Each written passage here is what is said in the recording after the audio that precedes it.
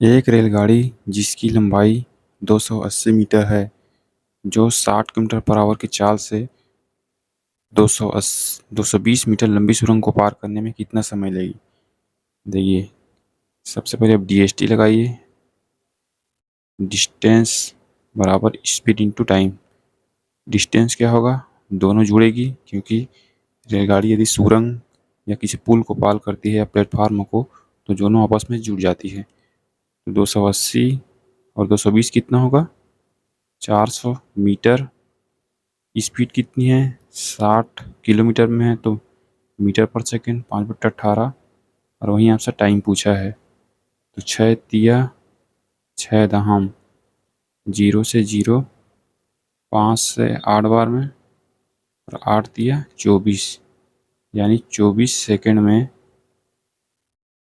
उस सुरंग को पार कर लेगी वो ट्रेन। ठीक है।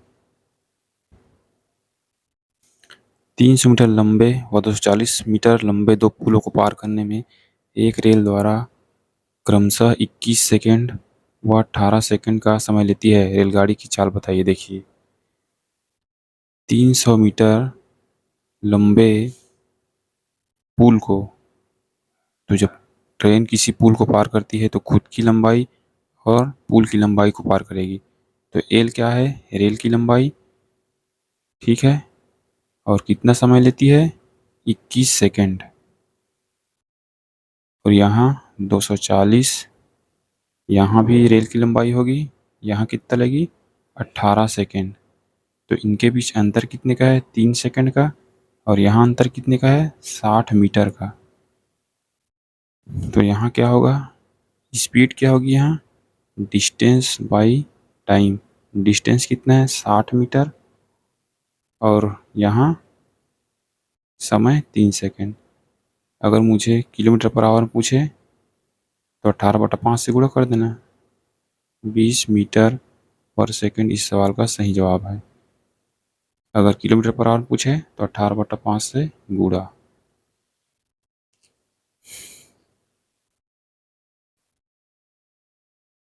दो रेलगाड़ी समांतर पटरियों पर एक निश्चित बिंदु से समान दिशा, एक ही दिशा में, तो यहाँ क्या होगा, चालों का अंतर होगा।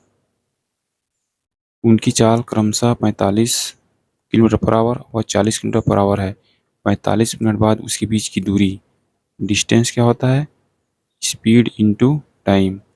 यहाँ डिस्टेंस पूछा है ना, तो स्पीड कितना होगा, 45 माइनस 40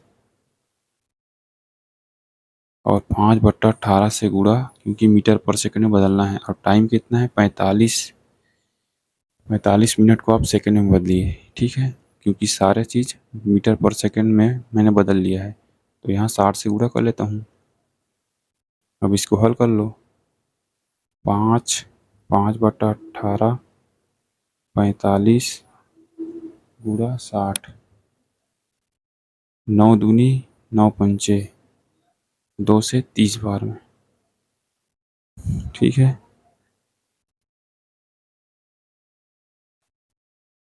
तो 150 गुणा 25, यानी 25 से 25 पंचे, तो 25 और 12 कितना होगा, 37 मीटर, यानी 3750 मीटर इस सवाल का सही जवाब है। यदि किलोमीटर में पूछे तो 3 किलोमीटर, 3 किलोमीटर और 750 मीटर।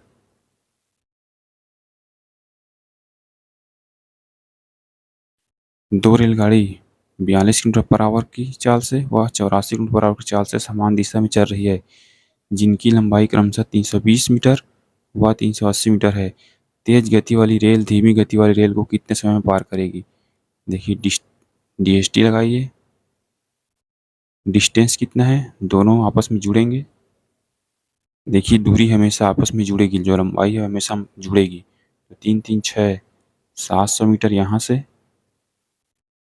स्पीड कितनी है, इनके बीच का अंतर, क्योंकि एक ही दिशा में जा रही है, तो 84 और 42 के बीच में अंतर कितने का है, 42 का। 5/18 से गुणा और इंटू टाइम। चलिए आप कमेंट बॉक्स में ज़रूर बताना कि इस सवाल का आंसर क्या होगा। इसको आप हल कीजिए, आपका आंसर आ जाएगा। उम्मीद करता हूँ ये क्लास आपको अच्छा लगा होगा। चलिए मिलते हैं अगली क्लास में, तब तक के लिए धन्यवाद।